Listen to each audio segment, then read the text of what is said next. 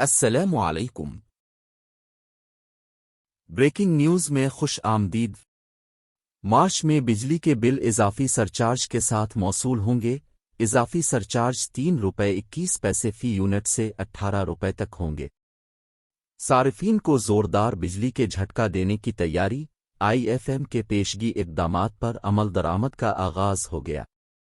Media reports کے مطابق IMF نے مختلف سیکٹر میں سبسڈی ختم کرنے کا مطالبہ کیا تھا، جس کے تناظر میں بجلی کے بلوں پر سبسڈی ختم کرنے پر کام شروع ہو گیا ہے۔ مارچ میں بجلی کے بل اضافی سرچارج کے ساتھ موصول ہوں گے۔ ذرائع کے حوالے سے بتایا گیا ہے کہ مارچ میں موصول بجلی بلوں پر اضافی سرچارج ₹3.21 فی یونٹ سے ₹18 تک ہوں گے۔ جون تک بجلی کی قیمت ₹23.39 فی یونٹ کر دی جائے گی۔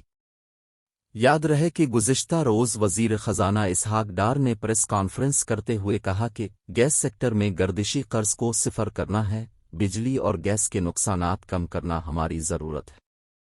توانائی کے شعبے میں اصلاحات طے کی جائیں گی۔ گیس اور بجلی سیکٹر میں اصلاحات کابینہ کی منظور چھوٹیے سے کی جائیں گی۔ کوشش ہوگی غریب طبقے پر براہ راست بوجھ نہ پڑے۔ بجلی 3000 ارب کی بنتی ہے اور وصولی 1200 ارب کی ہوئی۔ ان کا کہنا تھا کہ IMF معاہدے کے تحت 170 ارب کے نئے ٹیکس لگانا ہوں گے۔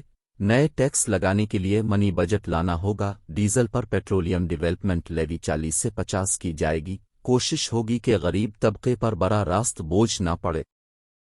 IMF مشن سے مذاکرات ہو گئے ہیں۔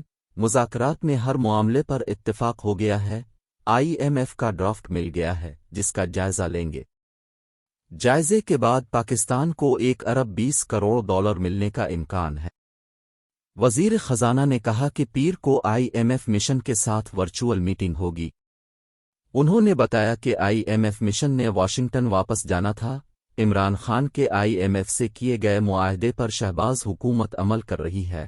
ہم معاہدے کو پورا کرنے کی کوشش کر رہے ہیں۔ 10 دن بات چیت ہوتی رہی اور گورنر اسٹیٹ بینک اس کا حصہ تھے۔